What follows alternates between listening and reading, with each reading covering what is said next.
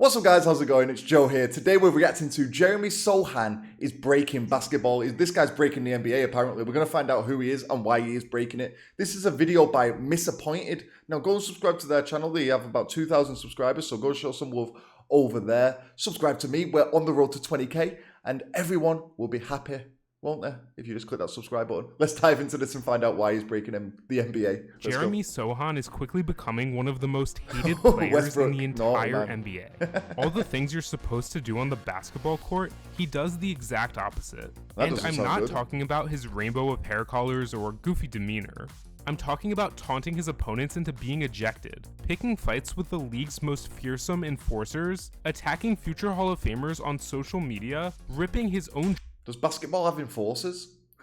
Not really, right? You have some tough guys, but not really enforcers, not like ice hockey. Jersey off in the middle of a game, and shooting free throws in a way all other players are too embarrassed to even try. If you have a haircut like that, you got to be good. He has gotten into it with all-stars, and bench players, and opposing fans. Though he openly admits to studying the games of infamous irritators including Draymond Green, Patrick Beverley, and Dennis Rodman, he hates being compared to any of them. Because after all, he has only been in the NBA for a single season, and he's just getting started. But while his crazy antics may be shocking, even more shocking is that they are actually making him a better player and helping his team win. Giving the Spurs a bit of grit. They need a bit of grit. The biggest comebacks in basketball history. Already improved his foul shooting by more than most players do in their entire career. And despite being drafted as a defensive-minded power forward, is now somehow starting at point guard for one of the most exciting young teams in the NBA. Jeremy doesn't care what you think. He's too busy breaking basketball, and it's starting to rub off. Yeah, I mean, it was just in the moment. Standing out on the basketball court is usually a good thing.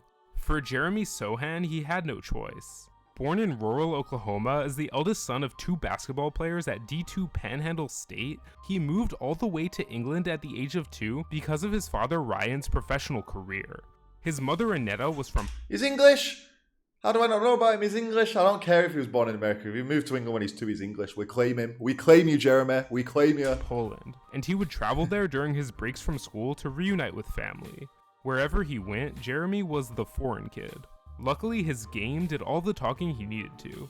While basketball is insanely popular in the UK, the lack of funding and organization means young players have few opportunities to put their skills on display. Did that say it's insanely popular in the UK? My man, it's not, believe me. It's really not. It's getting more popular, but it's not insanely popular. Far from it. Far, far from it. American football's growing way more than basketball is in England, I'd say. Oh, his local team in Milton Keynes, things got so dire that Jeremy's mom had to beg the Polish Basketball Federation to give Jeremy a spot on the under-16 team. Luckily, the Sochans were kind of a big deal in Poland. Jeremy's grandfather had been the president of the Warsaw Basketball Association, and his great-grandfather was a national... I just saw the handball nets or the hockey nets. I was like, he started playing handball. Does that hoop not look really low, or is it just a weird image? I guess it's just a weird image. Been the president of the Warsaw Basketball Association, and his great-grandfather was a national hero, having fought against the Nazis in World War II and survived a concentration camp.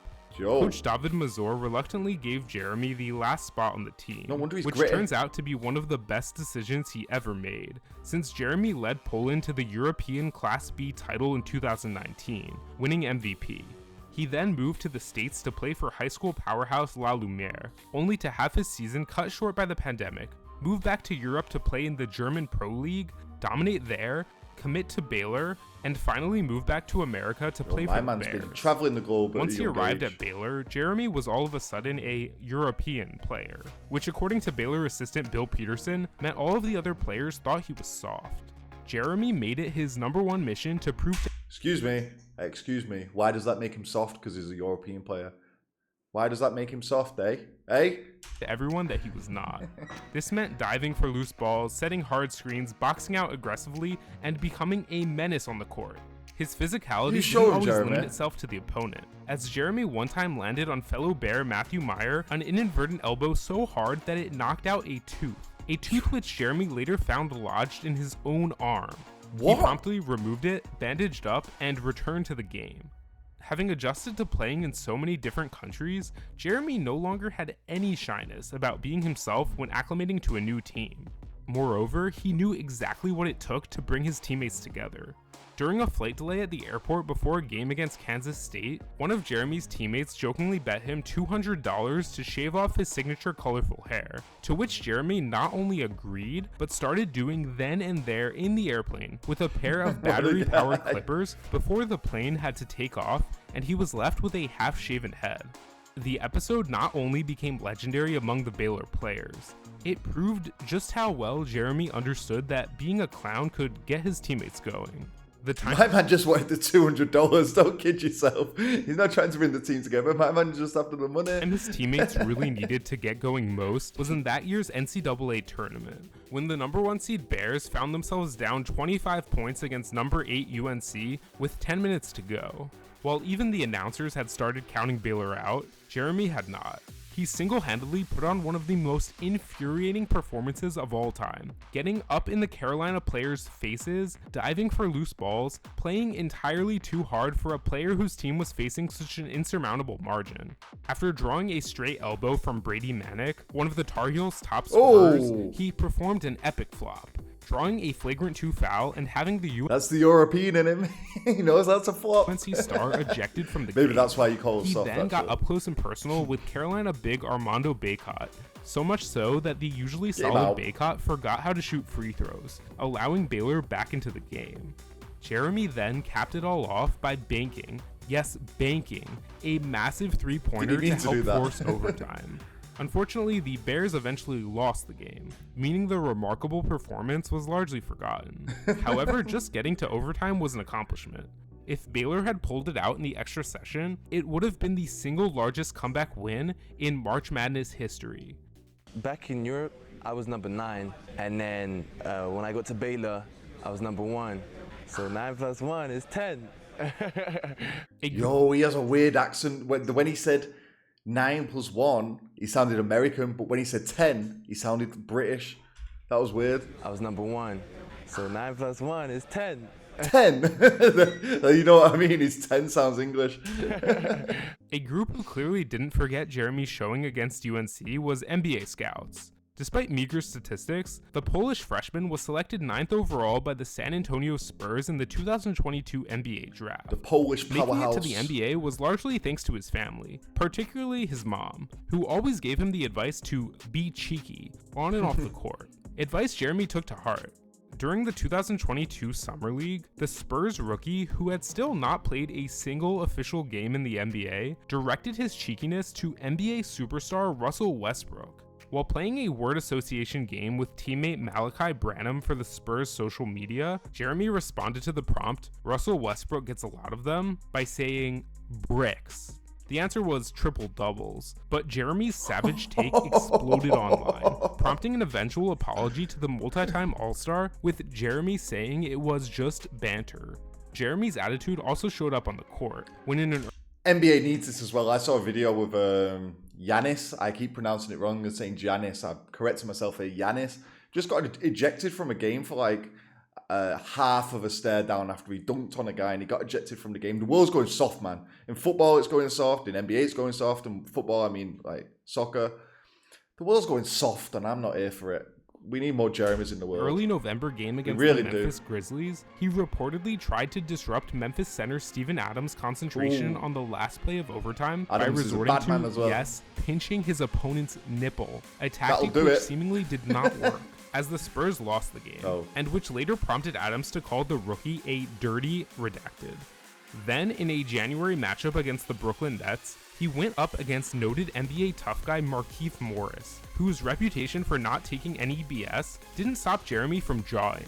After burying a three-pointer in the second quarter, Jeremy threw up 3 fingers in celebration and began trash-talking right at the 11-year NBA veteran, who proceeded to hit Jeremy with a hard illegal screen, which Jeremy responded to with a giant bear hug, bringing both players to the ground and sparking a near fistfight. All of this ending up with the 2 players having to be separated by teammates. Now, with stuff like this, you should always respect this, like the the veterans of the game. You should show a level of respect, but you can show that respect before the game and after the game, and don't take anything too far during the game in terms of like, it depends what you're saying to him. You know what I mean? If it's just basic trash talk, it's fine. As long as it's not on a personal level, but you should show respect to the veterans.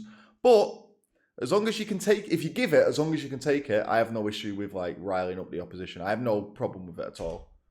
Jeremy later said, bizarrely, that stepping onto the basketball court, he was ready to go to war, putting the league on notice that he wasn't afraid to get into it, no matter who you were. Really, no matter who. Just a few weeks later, in a game against Utah, Jeremy scored an and one and then took exception to a slight grab after the whistle from Utah reserve Chris Dunn, proceeding to swing at the unsuspecting Dunn, starting what was likely the first fight of Dunn's entire NBA career.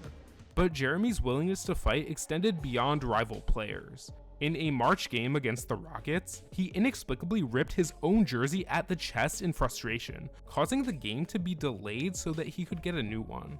While this was likely nothing personal and maybe just a case of Jeremy forgetting his own strength, it cemented his status as a complete wildcard. How does Pop deal with this? I didn't take Pop as the kind of player, the kind of coach to deal with this.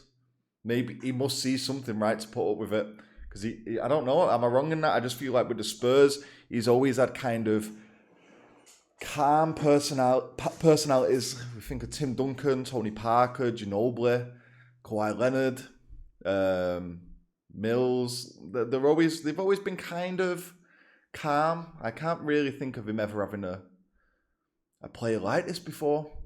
On the court. But I don't know. What cemented it even more was his decision to switch to shooting one-handed free throws. He went in like a netball few shot. NBA players in history have been bold enough to even try, despite solid evidence that it actually improves free throw shooting. In fact, NBA legend Wilt Chamberlain, a notoriously poor free throw shooter, started shooting one-handed during the 1961-1962 season, only to see his foul shooting climb a full 11 percentage points. Wilt quickly abandoned the approach because he felt it made him look silly. NBA players as a If that's the difference between winning a game and losing a game, do the one-handed free throw. whole are incredibly reluctant to do anything different, especially on the free throw line, when the arena's entire attention is on them. Hall of Famer Rick Barry spent his entire career getting made fun of for shooting underhanded, even though he made a ridiculous 90% from the line. Shaquille O'Neal, one of the worst foul shooters of all time, said in his autobiography that there was a 0% chance he would ever shoot underhanded because he was too cool for that. If anyone was willing to try something unusual, it was Jeremy. After a suggestion from Spurs assistant Brett Brown, he started shooting one-handed in practice, and began making his foul shots consistently. One day, Spurs head coach Greg Popovich told Jeremy he was shooting that way from now on, and not just in practice. After changing his form, Jeremy went from 45% to 69% by the end of the season. That is absolutely insane. And the fact that there's probably other people out there who could see this improvement and are not doing it because it doesn't look cool.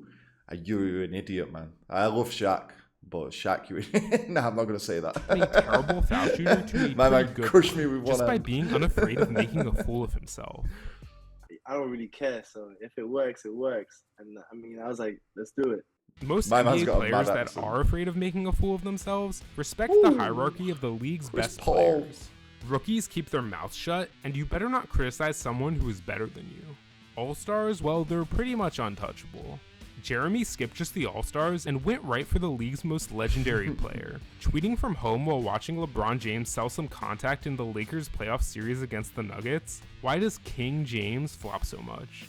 Aside from questioning whether LeBron was truly the king, he called out the chosen one for flopping, something that even professional TV talking heads paid to generate controversy are scared to do. Even the boldest NBA loudmouths keep their trash talk limited to one or two opposing players. Jeremy extended it to an entire fan base. During the 2023 NBA Draft Lottery, the Houston Rockets had the highest odds to land the first pick, and with it French phenom Victor Wembanyama, one of the most hyped prospects of all time. However, when Houston lost out, earning only the number 4 pick, Jeremy mocked the team's fans on Twitter, posting a video collage of sad Rockets fans reacting to losing the lottery.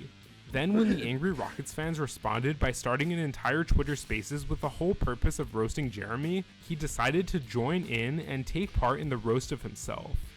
This is what I'm saying. If you can give it, you got to be able to take it. And to me, it seems like he could take it. You know, I have no problems with this. Though he was the one to get the last laugh, since the Spurs won the top pick, drafted Wembanyama, and not only that, Jeremy convinced the future superstar to dye his hair to look like a snow cone, the ultimate troll to Houston. Something which many probably thought was a troll was the idea of Jeremy playing point guard.